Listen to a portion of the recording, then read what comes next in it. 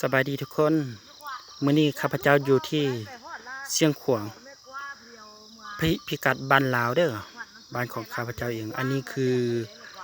หมากมันที่ว่าหมากมันสายฝรั่งที่ว่าพ่อข้าพเจ้าเป็นคนการต่อกิ่งต่องานเนาะมื้อนี้เนาะถือว่าปีนี้บ่เป็นหลายปานใดหากก็เป็นน้อยเดียวเนาะนี่มาเบิ่งนำกันมาลุ้นนำกันบางหน่วยก็สุกแล้วนี่เนาะเอามาเบิ่งนำกันนี่เราสามารถปิดกินได้นี่อยู่ในนี้นะนี่สายพันธุ์ฝรั่งนะอันนี้นะอันนี้คือต้นมังมันเด้อต้นมังมันต่อมันนี่มาอาจจะมาเบิ่งส่วนมะเขือนั่นนี่นะส่วนมะเขือใหญ่เด้อที่ว่าแม่ข้าพเจ้าเป็นคนปลูกนี่นะกำลังเกี้ยวเริ่มออกดอก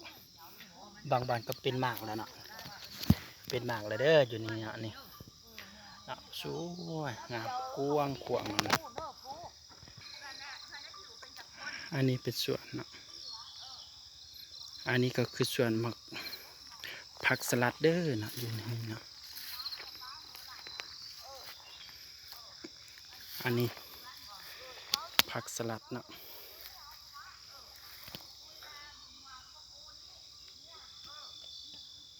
ส่วนหมักเผ็ดน้อยนะฮะอันนี้ก็คือผักบัวเด้อที่ว่าหักกระปุกเนาะ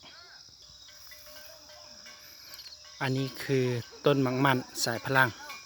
แล้วเขาก็มีมะขายเนาะมะขายสายลาวสูงอันนี้ต้นมะขายอันนี้คือหอมบัวหอมชี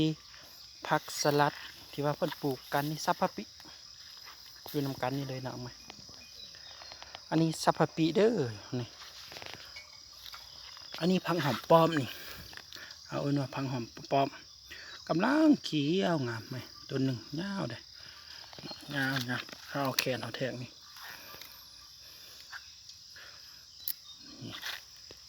อันนี้ปลอดสารพิษเด้อผักบัวผักชีอันนี้ก็มีผักสลัดนี่แล้วก็มีหมักมันหลายพี่นะมาต่อด้วยเฮาเลี้ยงผึ้งพ่อข้าพเจ้าเลี้ยงผึ้งนี่เป็นบอลมันกำลังออกหางผึ้งเด้อนี่เด้อเฮาสามารถอยู่ใกล้ๆมันได้นะนี่นะจากนี้มาพวกเราจะมาต่อด้วยงัวเนาะอันนี้งัวที่ว่าเพิ่นกากเกียมเด้อเป็นกากเกียมสิเฮ็ดขวัญให้หลานน้อยว่ะเนาะอยู่พี่จะมีการกินงัวเนาะนี่งัวบ้าใหญ่นึงคำว่าตีมูลค่านี่ประมาณได้อยู่11 กว่าล้านกีบนะตามได้ส่วนหมังมันอันนี้คือหมังมันกรอบเด้ออันนี้คือหมังมันกรอบเนาะพี่คืองัวข้าพเจ้าว่าอยู่หันละตามด้วยพูดเนาะเสียงตะเวนกำลังออกขอบภูพุ่นมาเด้อเนาะพอหามาแต่เช้านี่หาจับมันย่างสีบต่อจุพุ่นก็มีส่วนสลัดเนาะน้ำไหลใส่เย็นเนาะนี่น้ำไหลใส่สะดวกต่อด้วย